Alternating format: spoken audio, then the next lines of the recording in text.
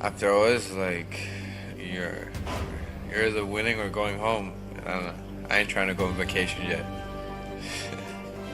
Yeah, just wash it up and get back to it. They got those two homers in the early stages of the shadows. How bad was it I today? mean, there's no excuses, man. You got to go out there and play. How confident is this group, though, as you guys face into a potential elimination game? What's the mindset of this offense, Go of out this there and team? play. Just play, Go try to, play our best baseball. We've been doing it all year and we continue to do that. And nothing's changed, obviously. We're one down where we don't want to be, but, wash this up and get ready for tomorrow and go out there and try to do the same thing and come out with a victory. Clearly our backs are against it, but look, in our club's no stranger to challenges, and we're battle tested. We'll answer the ball tomorrow, and we'll go from there. Hi, everybody. Welcome to Marty Time TV. I'm Marty Caswell. That is AJ Cassavell in the flesh. He is not in the North Park. There's no OB hat. I'm sorry, he's not in OB. There's no OB hat. I'm not in Pacific Beach. We are here in the Padres Spanish radio booth at Wrigley Field. And we are brought to you by the all-new Jamul Casino Resort, the Players Place. AJ, I really need to get a beer, so I'm not going to make this too long of a wrap. But number one, what's your first impression of what we saw today? Padres lose 3-1, face elimination tomorrow with Dylan Cease on the mound. Yeah, first impression is just not good offensively. Like this, it looked late in the game. It looked like kind of stunningly like the way 2024 ended. And obviously the backs are now against the wall, and that's where this is headed unless they can turn it around. The bullpen, the pitching was, I thought, fine. Yeah. I think Nick Pivetta was mostly fine. The pitch to Carson Kelly was fine. Seiya Suzuki, maybe want that one back a little bit. 5 innings of 2-run ball handed over the bullpen. I think maybe you manage that game a little bit differently in the 8th inning if it's tied or you have the lead. But the Padres didn't tack on. Credit goes to Dansby Swanson, I think, for a couple of excellent plays that he made.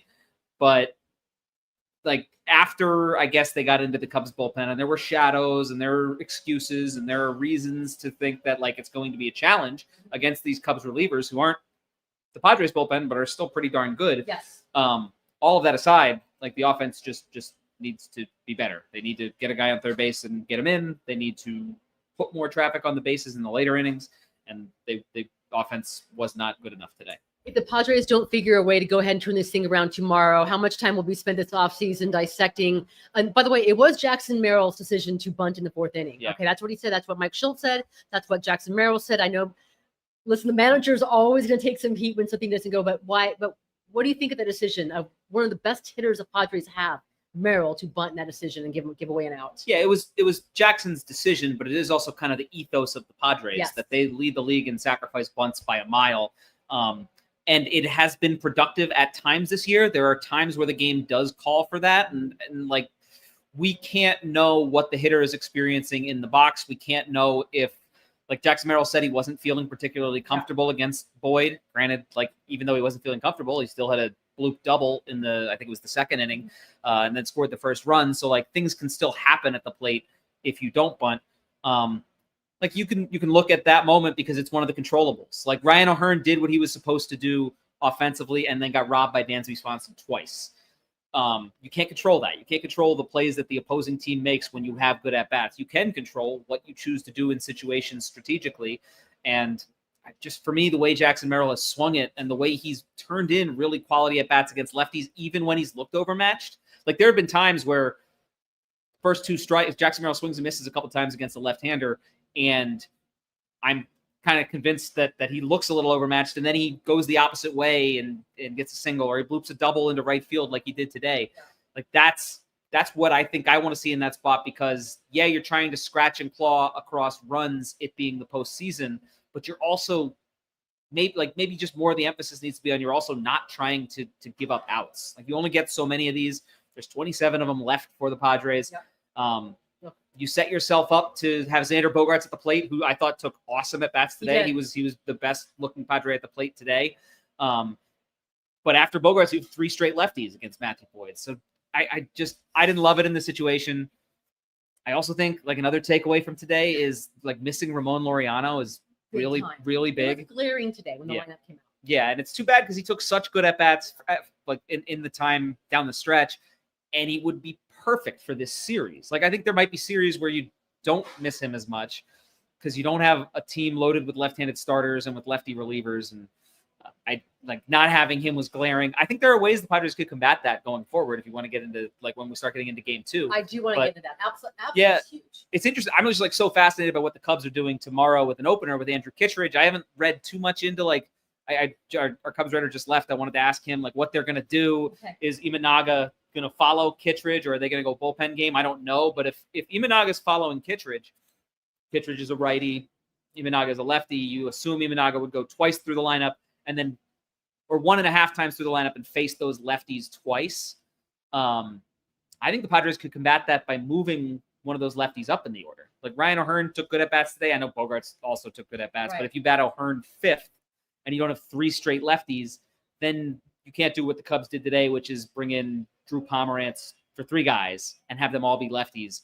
Pomerantz is tough on lefties. It's Gavin Sheets, Jake Cronenworth, Ryan O'Hearn have all taken good at-bats against left-handed pitching this year. You don't look at those guys and say they can't get a hit off lefties. You are just making their lives more challenging and more difficult if they're facing left-handed pitching every time they come to the plate. And I think you can combat that by tomorrow. I think today the lineup I think was fine because I think you're trying to get Bogarts higher against the lefty starter. Okay. If they're starting a righty tomorrow, you should move your lefty up. And I'm very curious to see what the Padres lineup looks like tomorrow. Okay, I'm glad you brought that up with the 3 lefties towards the bottom of the order because when the lineup came out, I don't think Schilt was asked about that in his pregame, why he was batting 3 straight lefties again. There is no Laureano. You would have broken that up if he were healthy. I mean, how drastic do you think they can change your lineup tomorrow? I imagine the 1 through 4, you're ride or die guys, or do you mix things up a little bit in a bullpen game? Me or the Padres? Okay. The Padres have proven that another part of their ethos, I think,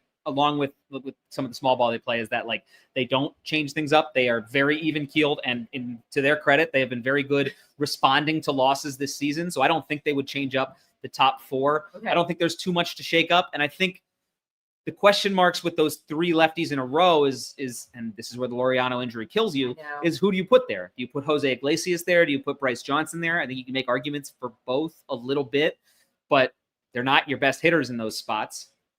And so you just kind of ride with what you have. Now, the Cubs have opened up, I think, an avenue by starting Kittredge, which they're doing because they're going to face Tatis and Machado. They want Kittredge to get those 2 guys. Okay. Well, then if you can move a lefty into the number 5 spot batting behind Jackson Merrill, maybe you get him out of the game after 3 batters and you kind of get the Cubs on the defensive a little bit. I don't know. We'll see what they do. I don't think there's going to be too much of a change to the lineup. Okay. The one I would say would be O'Hearn or whoever it is, I haven't looked at whoever has the best numbers against Imanaga or some of the lefties into the number 5 spot behind Jackson Merrill. All right, guys. I'm talking to AJ Cassavell in the Padres Spanish radio booth. We're brought to you by the all-new Jamul Casino Resort, picking up the pieces of a very familiar 3-1 loss. That's what kind of struck me, right? You could feel the energy sucked out of this place when the Padres took an early 1-0 lead. Pavetta was so dominant, but then those back-to-back home runs, 5 straight games for Seiya Suzuki with a homer. Yeah, he looks. Oh he's my on goodness, fire right now. He is. I would pitch around him carefully tomorrow. Unless you're Mason Miller. Okay. He looked unbelievable today. I just want to throw that out there. Please. Yeah, the reigning National League reliever, the National League reliever of the month. Look, just can they start him tomorrow? I know the plan is for Dylan Cease tomorrow. Can the Padres go with an opener and just throw out Dylan Cease and just get them off balance? Well, yeah. The pitching plans tomorrow are going to be also fascinating because I think Dylan Cease. Are you ready to turn the page? Before you finish that, are you ready to any final comments, on today before we move on to tomorrow and what's going to happen, what it can look like? I think shouldn't be lost. I think Pavetta pitched pretty well. Yes, he did. I think Mason Miller was dominant. I think the way they used Jeremiah Estrada, avoiding him for the 7th, tells me a little bit that they're a little hesitant to go to him against some of those high leverage righties right now. But also, why wouldn't you go with Mason Miller when you have him? Yeah. And I think today it wasn't a fun game for the Padres. It was like a very ugly loss, but none of the relievers pitched more than 1 inning. They're all available for multiple innings tomorrow. All of them were pretty efficient. There was no Suarez. You have King in and I guess this is maybe the way we transition. Today was not a game they attacked and lost, and now their backs are completely against the wall in terms of their bullpen usage. So to transition this, I guess, to tomorrow, Dylan Cease has been better lately. He's looked better. He's looked more. He's limited hard contact, and he's thrown more strikes lately, and he's struck guys out. Like, he hasn't been dominant July 2024 Dylan Cease, but he's been really good. And so you have him on the mound, but you've also seen starts of his spiral a lot of times in that second time through. So as soon as you give him those 9 guys, as soon as he puts a guy on base in that second time through, I think depending on where you are in the lineup, you have either whoever it is, Michael King or Adrian Morejon ready. If it's a lefty, get Adrian Morejon. And so Cease has a chance to, I think, really kind of change the narrative of what his 2024 season or 2025 season was for the Padres, but he will not get a very long leash to do so because Adrian Morejon can cover an inning and 2/3. And then Mason Miller, I think you could ask for 2, and Robert Suarez, you can ask for 2. So just by doing that math right there, you only need to get to the Padres. That's the 4th. That's in theory, like the 5th inning, you're already into your high leverage arms in a game like this one because it's the biggest game of the year. It's do or die. When do you think the Padres made that decision that they knew they were going with Cease? Was it after King's last start, or or before that? Even before, I'd imagine. I think it must have been after the Mets start because it was such a challenge for Cease or for King in that Mets start, and then he never got fully built up. I think partly because he was out so quickly in that start, and King hasn't quite been himself. And I don't know what the answer. I don't know what the right answer is. I guess we'll find out tomorrow if Dylan Cease is very good. But having Michael King available in the bullpen, I do feel more confident going to King after Cease than I would with King potentially getting roughed up like he did against the Mets, and then maybe going to Cease in the bullpen when he's never thrown out of the bullpen. Okay. So I don't know. I don't know what the answer is. Like, the Padres really must have had to grapple with this decision. Cease has been better lately. I just think there's a lot of. We'll see how tomorrow unfolds, because if Cease goes out there and is excellent for 3 innings and dominates the way he has, 9 or 10 times this year, the first 3 innings, and you're like, man, this might be the start that turns it around. That's great, because then you get to the 4th inning and it's not a situation where in the 4th inning where they want Cease to work through it if he puts 2 guys on, because then you're going right to Morejon. So if Cease can do that first time through thing, I think his OPS, the opponent's OPS, first time through is like 606. And then the next 2 times through, it's something like 800. So one time through, if you get one time through from Dylan Cease and then maybe a couple more outs, that's great. I think that's enough to win tomorrow's game. Cease right to Morejon, or is there a buffer in between? Well, it depends how Cease goes. I think ideally you get 12 outs from Dylan Cease, and then you can cover it almost the rest of the way. How quick is that hook going to be on Cease? Like if he struggles in the first inning, who do you? I know the perfect scenario, you want 3, 4, then Morejon. But if he struggles early and you're going to a long bullpen game, what's the answer? If he struggles early, that's a good question, because who do you trust if he struggles early? Which righty? Because if he struggles early, he's going to get at least those lefties at the top. I know they have 3 lefty hitters, or 2 lefties and then a switch hitter and Happ, who's better lefty. So you figure if he's struggling in the first inning, I would guess King. Okay. I think King is the guy that comes in relieving. Or if it's really a jam a reliever might be more adept at, maybe you go to Estrada in that spot. It's going to have to be a righty because the Cubs have all those righties stacked at the bottom of their lineup. Okay, and so right now, the only person that's not, everyone's available elimination game. Do they go to Darvish if need be? You shouldn't have to. If you're going to Darvish in tomorrow's situation, something extra inning, something went really off the rails. Yes, because they have arms that they can feel pretty confident in to cover those innings, and those arms are relatively fresh. I forget how many pitches Morejon threw. Miller was only 13. Like, it wasn't. You can go to those guys tomorrow and feel good about them covering multiple innings. That would set you up in a bad spot for Game 3. Yes, but then you're in Game 3. You can't start worrying about. Don't worry about Game 3 until you're in Game 3, because everyone's available for Game 3 as well. Yeah. And if you're a little, you're a little banged up for Game 3, or at least like not fresh pitching wise, so what? You're in Game 3, right? Like that's the goal. The goal is to get to Game 3 with a pitching staff that might be a little taxed, because that's probably what it's going to take. Let's go ahead and talk then about the lineup for tomorrow and just what's the ideal lineup. And I imagine that right now, Mike Schilt, Ruben Niebla, AJ Preller, Victor, they're probably either at Murphy. No, they're not Murphy's. I would like to beat Murphy's right now, or the Cubby Bear, but I'm not. I'm here in a Spanish radio press box. Sounds kind of tame for Wrigley Field after a playoff win, to be honest. Maybe Murphy's won't be too. You think we should do that? Maybe we should hustle over and do like part 2 of today's show. But if we're going to go ahead and talk lineup, what's the ideal lineup for tomorrow for the Padres? Well, they're facing a right-hander now, and Yeah. they know that. Yeah. So I don't know if the Cubs throw a right-hander if they know that the Padres are going to go, like, if they're going to completely shake it up and put lefties at top. They wouldn't do that anyway. Never mind. It's going to be Tatis, Arise, Machado, Merrill. We can talk about Arise in the number 2 spot, but I do think he's been a lot better against, like, Arise in the 2 spot against lefties is problematic because he's been poor against lefties this season. Okay. Arise in the 2 spot against righties right now with the way he's swinging, with the way he's, like, I think he hit 352 in September, and a lot of those good at-bats were against right-handed pitching. I'm fine with it. So Tatis, Arise, Machado, Merrill, and then I would go O'Hearn 5. I really think if you go O'Hearn 5, then you get Kittredge out after 3 guys, most likely. If you don't get Kittredge out after 3 guys, then you're having a righty face 2 lefties who do damage against righties, and then presumably against Bogart. So I think you get the Cubs starter, their opener, out of the game early. You split up your lefties for later in the game, because then I'm going Bogart 6, Sheets 7, Cronenworth 8. I guess there's a case for Bryce Johnson.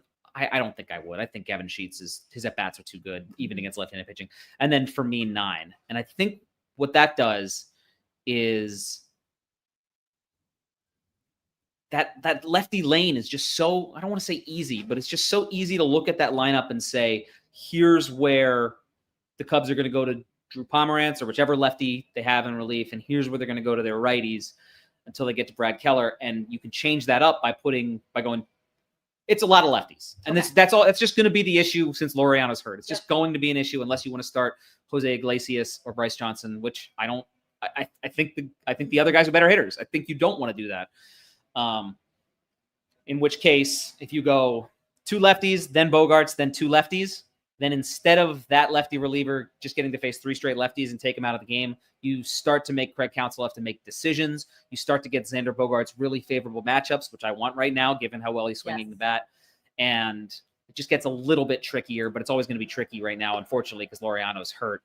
But I mean, we can talk all we want about how they should line up the lineup and how they should set things up. And if the guys at the top of the lineup, who I think combined to go 0 for 11 today, if they don't hit, it's going to be 2 and done. Like, that's the Padres offense is a different beast when 2 guys, when their 2 superstars, Tatis and Machado, are swinging it, and they didn't today. And the postseason's cruel and it's small sample sizey. And I think there's, 2020, one of only, I think there's been 20 wildcard series in history, 20 best of 3 series. Only 2 teams have come back after falling behind 1-0. And one of those teams was the 2020 Padres. It honestly, like, I'm remembering that series, it felt a little bit like this, where the offense was pretty lifeless. I don't say lifeless. Like, they took some good at-bats today and had some chances. That was the COVID That was playoffs, the Cardinals. right? Yeah, the Cardinal playoffs. And then they struggled a little bit in game 2, and you're kind of wondering, when is it going to come to life? And then Tatis and Machado just sparked it to life. Will Myers, too.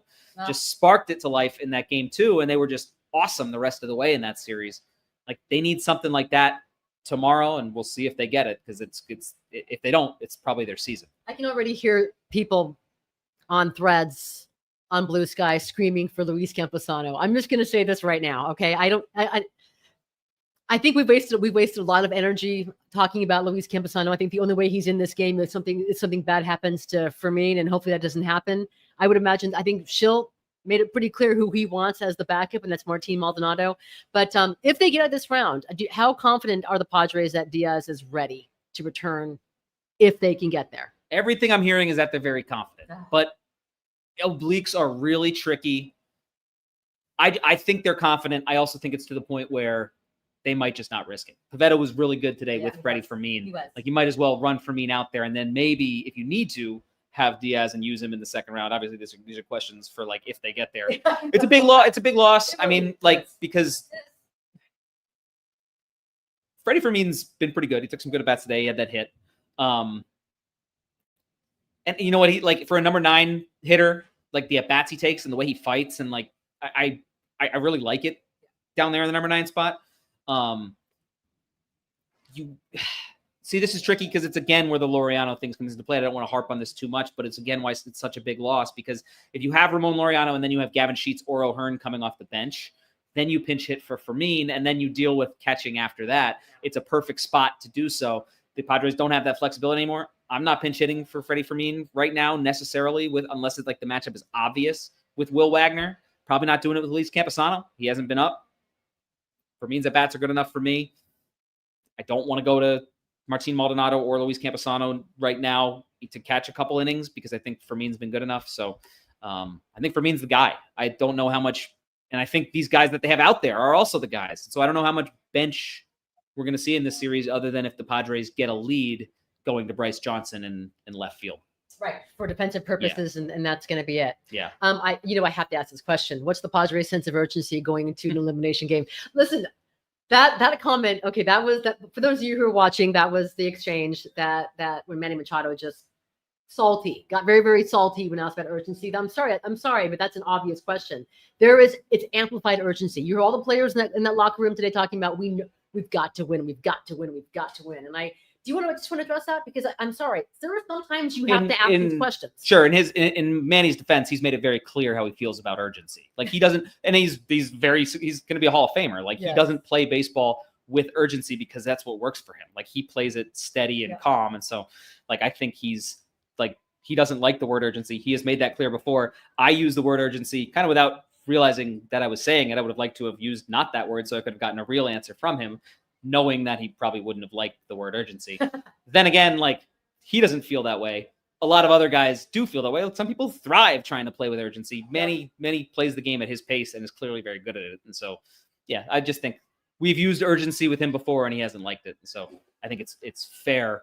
It's fair for him to call out that word being used. I don't know if I agree with him about his thoughts on reporters, but that's a different story. I think he likes reporters. I just think, listen, he has been PC. He's been actually pretty gracious for most of this season. I'm going to credit his young baby son.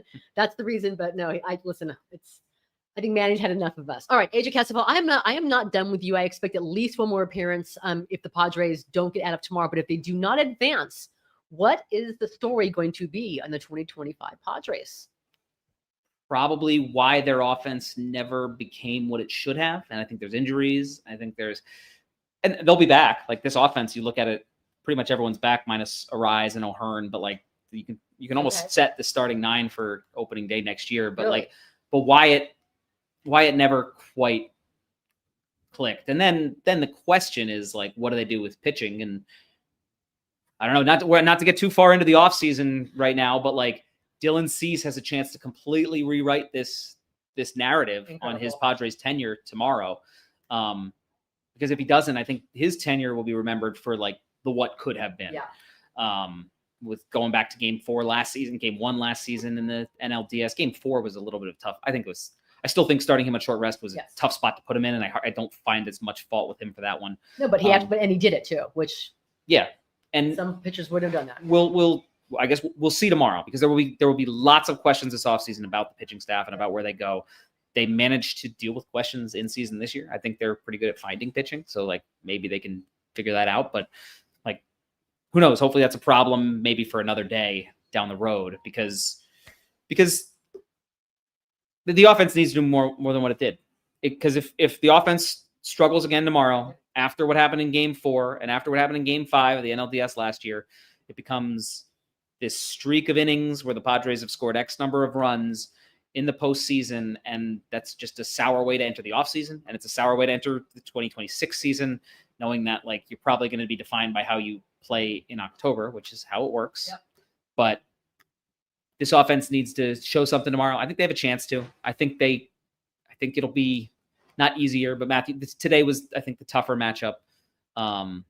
We'll see how they combat this kind of Cubs pitching style, what they do offensively with their lineup, and whether those top 3 guys can spark this offense to life. I know you had this encyclopedia brain when it comes to baseball stats. Top of your head, you have to know the Padres' record against bullpen games. Well, they have at least one loss. This season. I don't know. I don't know. We know what happened with the season. Dodgers last year in the playoffs. That wasn't great. No, I off the top of my head, I don't know bullpen games. That's sounds like something I have to look up. I don't know if it'll be a bullpen game tomorrow. I don't know. I guess we still have to find that out. Like it might be Kittredge to Imanaga for length. It could be. We'll see. We will find out. I think they can. I think tomorrow is gettable. Okay. I think the Cubs used all their guys today. Their bullpen will be a little bit more taxed. Tomorrow's gettable. All hands on deck. All hands on deck. get to game 3 with the tax bullpen and figure it out from there. Any big plans for after this? Listen, it's 8:15, which is late Chicago. It's 8:15 here in Chicago, 6:15 in San Diego. Well, I want to know what's going on in this Yankee game. Oh shoot! Well, someone just said Paco Healy says the Yankees have the bases loaded with no outs. Is that true? Now he says 1 out. Then I'm going to watch the Dodgers. Okay. That'll be interesting. Yep. I've been told that the Reds are. It's over. Oh. Boston won. What was the score? Okay, 3-1. Oh wow! Boston scored in the top of the ninth. Then I'll watch the Dodger game, and I'm looking forward to seeing how Hunter Green does against the Dodgers because I think Hunter Green is pretty nasty. So maybe I'll go somewhere, find a beer, and watch some baseball. You know, if you do, I'll go buy you a beer. All right. Shout out to all you Padres fans. Thanks so much for joining us. That's AJ Cassavell. I'm Marty Caswell. We're brought to you by the all-new Hamul Casino Resort, the Players' Place. Come on, Paco. The Red Sox got out of it. Oh, you're right. Shout out, Paco. Thanks to all you guys for your comments. We will talk to you, I think, tomorrow. Regardless of what happens tomorrow, I'm going to join you from some pub around Wrigley Field, and we will talk about, hopefully, a game 3. I'm going to close this show with some comments from Dylan, tomorrow's starter, Dylan Cease. Have a great night. Yeah, it's definitely part of the culture. I think the most telling thing is, when we go through bad stretches or streaks where we're not playing as well as we should, there's never really a panic. It's everyone kind of just stays even keel and just goes about their business. And this stretches seem to work themselves out, which is cool. I think you see maybe a lot of teams that don't have that culture or that confidence. Maybe something like that can spiral. But with this team, it feels like we get them back on track pretty quickly.